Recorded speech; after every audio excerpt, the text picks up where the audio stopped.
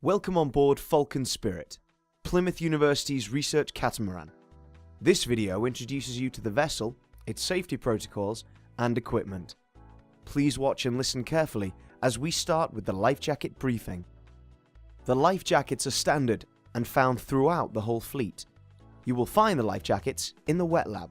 The life jackets will automatically inflate when in contact with salt water. The life jacket can be put on in a similar fashion to a waistcoat. Take the buckle at a side angle, pull it through and turn again to secure. To adjust the strap to tighten or loosen the life jacket, place your thumb under the buckle and pull the side strap.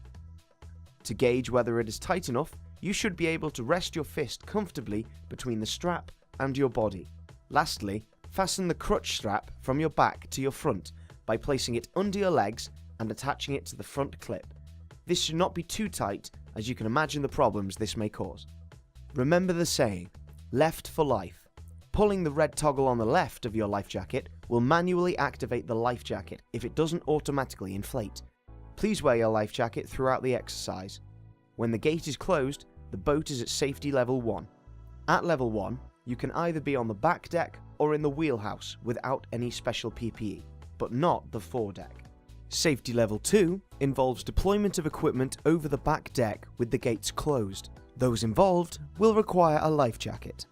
Level 3 involves opening of the center stern gates only and lightweight deployment through the gap. You will be required to wear a life jacket and also a lifeline or restraint harness. Both will be provided for you and can be found in the wet lab. Level 4 sees heavy lift using the H-frame and the capstans with all gates open. It will be unlikely for you to be at this level. If so, you will be required to wear a hard hat and work boots in addition to level 3 requirements. At this level, you will be informed in advance and will have dry runs beforehand. Safety kit. In the left-hand locker clearly marked are 16 life jackets. These are the same as the life jackets shown previously in the video.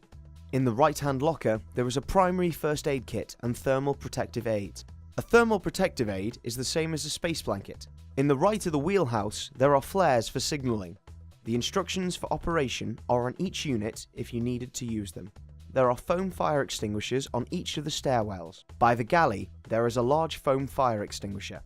On the fore port side, inside the railing, there is a CO2 extinguisher for electrical fires within the wheelhouse. In the galley area, there is also a fire blanket. The engine and generator compartments are covered by a smothering system which is CO2 based. This is only to be deployed at the command of one of the skippers. At the front of the wheelhouse, there is one waterproof handheld VHF. Between the seats at the front of the wheelhouse is the primary and secondary VHF. Should you need to activate them, please flip the panel and press the button for 10 seconds. This will release an undesignated emergency call and the details of the vessel will appear on the Coast Guard station along with the position. Please do not press unless in an emergency situation. In addition, there is a printed sheet beside the primary VHF with the necessary instructions which will allow you to make an emergency call to the Coast Guard. Life rafts are on the roof. One is 6-man, the other is 8. They have quick release cradles and hydrostatic releases. The Perry buoys are on either side of the stern. To use the Perry buoys, remove the white rope dispenser first with your left hand. Hold it tightly and throw the orange ring as close to the person as possible without hitting them. They also have lights which activate as soon as you throw them.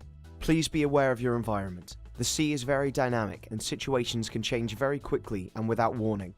If you see anything that you don't think is right during your trip, please bring it to the attention of one of the skippers immediately. This includes people who may be feeling unwell, man overboard situations, other vessels in distress, and dangers in the water.